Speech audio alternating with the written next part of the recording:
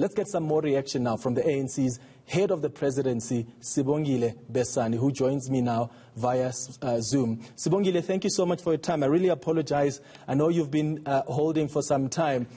This matter has been hanging over the president's head for some time now, even used in political battles, in court now by Ace Magashule as he challenges his suspension from the party. What's the presidency's response? Thank you very much, Clement, and thanks to the viewers at home. The ANC presidency is humbled by the judgment and most importantly vindicated somehow. But it is critical for us to state that the president has on several occasions affirmed his stance for the respect of the law, because South African democracy, South African constitutional democracy has been hard-earned. And therefore, the Apex Court on this matter has come with a judgment which proves that the president never intended to mislead the parliament. That is why at the beginning, when he realized that some mistakes could have taken place, he urgently informed the speaker accordingly. So we're humbled by the judgment, and once more it reaffirms the stance of the presidency, of the ANC in particular, on the rule of law. Do you agree, though, that there are some matters of accountability that this case has brought to the fore that we really need to look into? The need for more transparency when it comes to the donations to individuals that are running for office? Well, to be quite frank, if our democracy has got to be enriched, obviously the principles of effective good governance have got to be given more sort of, have got to be enriched also.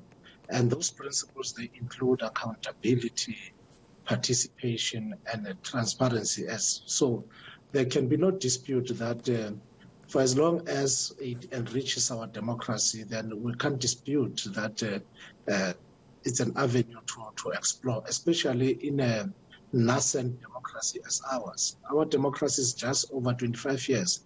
It's still a nascent democracy. So lessons are to be learned, lessons are to be advanced, but most critically is that nobody is above the rule of law. And President Cyril Ramaphosa has demonstrated that he has subjected himself to the rule of law.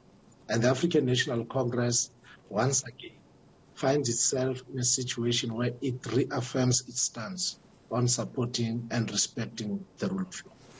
One of the things the Chief Justice, Mkhwebane, argues in his minority judgment is that the president had the duty to know, if he didn't know already, who was funding his campaign, so that the public may know who helped him perform better and enabled him subsequently to be the ANC president and later state president.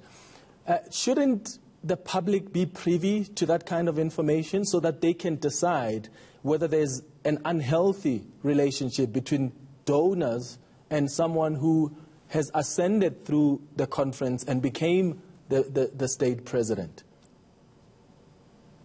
The presidency is not going to contest or engage in a contestation with the judges currently, especially of the Apex Court.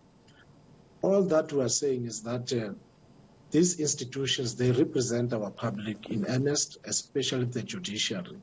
It's one arm of the state, and we believe that it adequately represents the public, and the matter has been ventilated in the courts of law, where everybody, especially those who are contesting this view, had the opportunity to ventilate.